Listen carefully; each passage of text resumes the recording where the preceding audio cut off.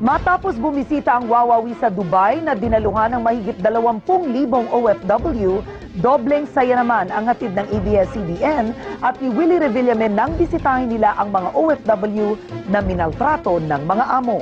Kung ano ang susunod na nangyari, alamin sa pagpapatrol ni Middle East Bureau Chief Dido Amparo.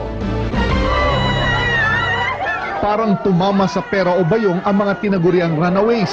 Bigla kasing dumalaw sa kanila sa Philippine Overseas Labor Office si Willie Revillame kasama sina ABS-CBN Global Chief Operating Officer Rafi Lopez at ABS-CBN President Charo Santos.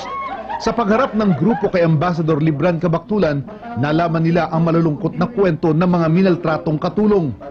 30 sa kanila pwede nang makauwi basta't may ticket na.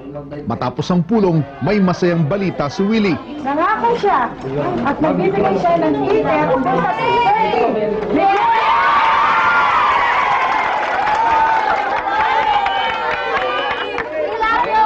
So bali, makakauwi na kayo lahat.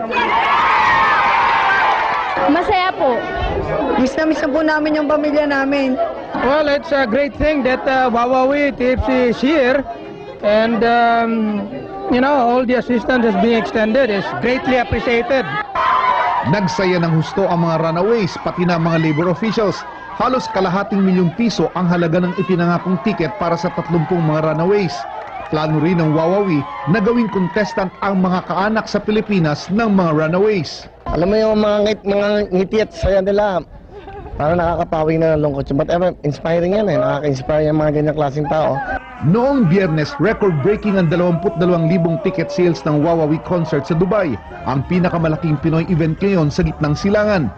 Para sa pamunuan ng ABS-CBN, naging makabuluhan lalo ang pagpunta nila dito.